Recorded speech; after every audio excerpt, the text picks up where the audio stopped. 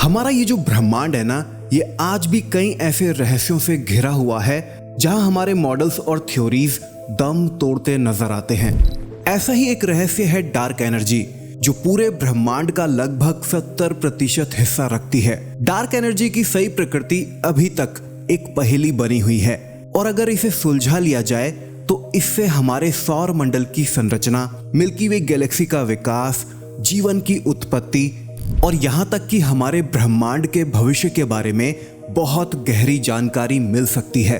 Dark energy को negative pressure के effect के रूप में डिस्क्राइब्ड किया गया है, जो लगातार स्पेस को बाहर की ओर धकेल रही है। हम आज इसे थोड़ा और तकनीकी तरीके से समझेंगे, लेकिन पहले एक उदाहरण से इस फंडामेंटल कंसेप्ट को समझते हैं। कल्पना कीजिए कि आपके पास एक गुब्बारा है जो पूरे ब्रह्मांड को रिप्रेजेंट करता है, और आपने इसकी सतह पर कई स्टिकर्स लगाए हैं जो गैलेक्सीज या क्लस्टर ऑफ गैलेक्सीज को रिप्रेजेंट करते हैं। अब इमेजिन कीजिए गुब्बारे में पहली बार हवा भरी जा रही है। यह बिग बैंग के जैसा है, जो समय की शुरुआत का संकेत देता है। जैसे जैसे गुब्बारा फैलता है और समय बीतता है, किसी भी दो स्टिकरों के बीच की दूरी बढ़ती जाती है। यह उसी तरह है जैसे गैलेक्सीज एक दूसरे से दूर होती जा रही हैं, जो एक एक्सपेंडिंग यूनिवर्स का सटीक उदाहरण है। हमारा ब्रह्मांड न केवल फैल रहा है, बल्कि यह बहुत तेजी से फैल रहा है, और समय के साथ इसकी एक्सेलरेटेड रेट और भी तेज हो रही है। हमारे गुब्बारे के उदाहरण में कल्पना कीजिए कि आप उसमें तेजी से हवा भर रहे हैं, जिससे गुब्बारा और भी तेजी से फैलने लगा है। यही एडिशनल प्रेशर डार्क एनर्जी को रिप्रेजेंट करता है, जो हमारे गुब्बारे को तेजी से बढ़ने के लिए धकेल रहा है। ये एडिशनल प्रेशर आ कहां से रहा है? इसके पीछे का कारण क्या है? यही डार्क एनर्जी के केस में सबसे बड़ी पहेली बनी हुई है। डार्क एनर्जी की गहराइयों में जाने से पहले आप ये सोच रहे होंगे कि डार्क एनर्जी और डार्क मैटर में क्या अंतर है, या ये दोनों एक दूसरे से कैसे सिमिलर हो सकते हैं। वेल, आपको जानकर हैरानी होगी, लेकिन क्या आप जानते हैं कि डार्क एनर्जी और डार्क मैटर ये रहस्यमय जोड़ी ब्रह्मांड का लगभग 96% हिस्सा बनाती है, जिसमें लगभग 70% डार्क एनर्जी और 26% डार्क मैटर शामिल है। दूसरी ओर बैरोनिक मैटर, जिसे नॉर्मल मैटर भी कहा जाता है, जिससे गैलेक्सीज, तारे, ग्रह, पेड़ पौधे, आप और मैं बने हैं, सिर्फ 4% ब्रह्मांड का हिस्सा हैं। डार्क मैटर और डार्क एनर्जी, इन दोनों शब्दों से लोग अक्सर कंफ्यूज हो जाते हैं, लेकिन डार्क एनर्जी और डार्क मैटर के प्रभाव एक दूसरे से बहुत अलग हैं। डार्क एनर्जी एक थ्योरेटिकल फॉर्म ऑफ एनर्जी है, जो ग्रेविटेशनल अट्रैक्शन का विरोध यानी अपोज करती है और ब्रह्मांड के तेजी से फैलाव को धकेलती है। इसके उलट डार्क मैटर का ग्रेविटेशनल इन्फ्लुएंस होता है, जिसे इसके इफेक्ट्स के जरिए डिटेक्ट किया जा सकता है, जो तारों और गैलेक्सीज को एक साथ खींचता है और उनकी गति पर प्रभाव डालता है।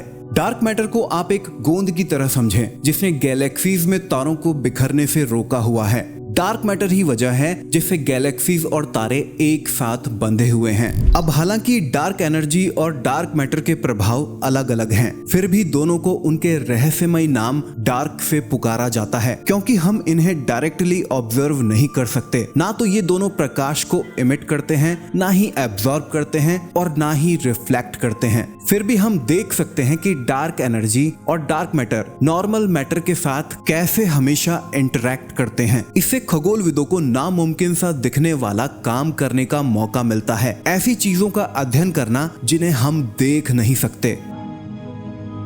एडविन हबल, ये वे पहले व्यक्ति थे जिन्होंने सन 1929 में कैलिफोर्निया स्थित माउंट विल्सन ऑब्जर्वेटरी के टेलीस्कोप का उपयोग करके ब्रह्मांड में बहुत दूर की आकाश गंगाओं का अध्ययन किया था। उन्होंने पाया कि ये आकाश गंगाएं हमसे दूर जा रही हैं, और जितनी दूर हैं उतनी ही तेजी से दूर जा रही हैं। यह खोज हबल का नियम यानी हबल्स लॉ के रूप में भी जानी जाती है। इस खोज ने वैज्ञानिकों को समझने में मदद की कि ब्रह्मांड एक बार बहुत छोटा था और तब से लगातार फैल रहा है। यह खोज बिग बैंग सिद्धांत का आधार बनी, जो बताता है कि ब्रह्मांड की शुरुआत एक बहुत ही छोटे घने बिंदु से हुई थी, जिसके बाद डार्क एनर्जी का नाम पहली बार 1998 में सामने आया, जब एस्ट्रोनॉमर्स ने यह ऑब्जर्वेशन की कि ब्रह्मांड का विस्तार धीमा होने की बजाय बहुत तेजी से हो रहा है। यह खोज ने वैज्ञानिकों को चौंका दिया था, क्योंकि पहले ये माना जाता था कि ब्रह्मांड का विस्तार समय के साथ धीमा हो जाएगा गुरुत्वाकर्षण के प्रभाव के कारण।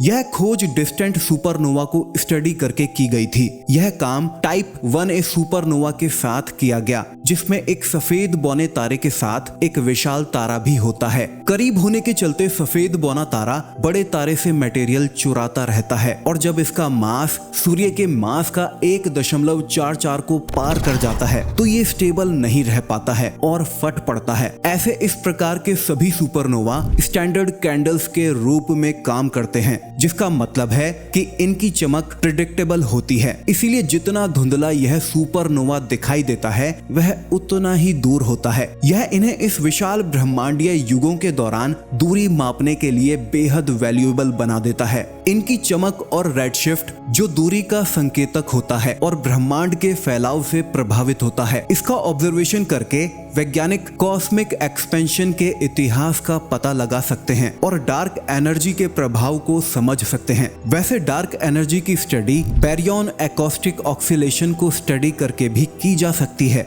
बैरियन एकॉस्टिक ऑक्सीलेशंस दरअसल वो रेगुलर फ्लक्चुएशंस होते हैं जो शुरुआती ब्रह्मांड में प्रेशर वेव्स के कारण विजिबल मैटर की डेंसिटी में होते हैं। मूल रूप से ये गैलेक्सीज को एक स्पेसिफिक स्केल पर ज्यादा मजबूती से क्लस्टर में रखते हैं, और जैसे जैसे यूनिवर्स एक्सपैंड होता है ये पैमाने अलग अलग युगों में बदलते रहते हैं, और इस तरह बैरियन एकॉस्टिक ऑक्सीलेशंस भी कॉस्मिक स्केल्स पर दूरी मापने के लिए एक स्टैंडर्ड रूलर प्रदान करते हैं। लार्ज सर्वेज इस प्रोसेस को ब्रह्मांड के नक्शे बनाकर पूरा करते हैं, जिससे एस्ट्रोनॉमर्स बैरियन एकॉस्टिक ऑक्सीलेशंस के स्केल को स्टडी करके ब्रह्मांड के विस्तार के इतिहास का पता लगा सकते हैं और डार्क एनर्जी के पैरामीटर्स को सीमित कर सकते हैं।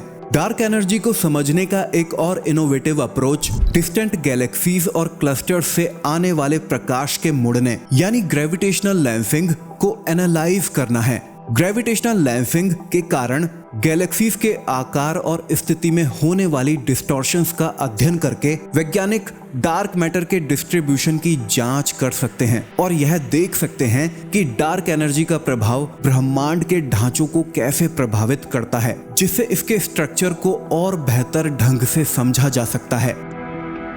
चल रहे और फ्यूचर सर्वेज जैसे dark energy survey, legacy survey of space and time, Euclid mission, baryon oscillation spectroscopic survey और Hobby Eberly telescope dark energy experiment बड़े पैमाने पर ब्रह्मांड का ऑब्जर्वेशन करके और कॉस्मोलॉजिकल मेजरमेंट्स को रिफाइन करके डार्क एनर्जी की हमारी समझ को बढ़ाने का लक्ष्य रखा गया है। ये करोड़ों डॉलर के दशकों लंबे एक्सपेरिमेंट्स यह एक्सपोज कर सकते हैं कि डार्क एनर्जी ने हमारे ब्रह्मांड को कैसे आकार दिया है, या यह भविष्य में ब्रह्मांड को कैसे नष्ट कर सकती है, या शायद कुछ और उजागर कर सकती है। डार्क एनर्जी ब्रह्मांड के भविष्य को कैसे प्रभावित कर सकती है, इस बारे में 3 मेन थ्योरीज पहले से ही मौजूद हैं।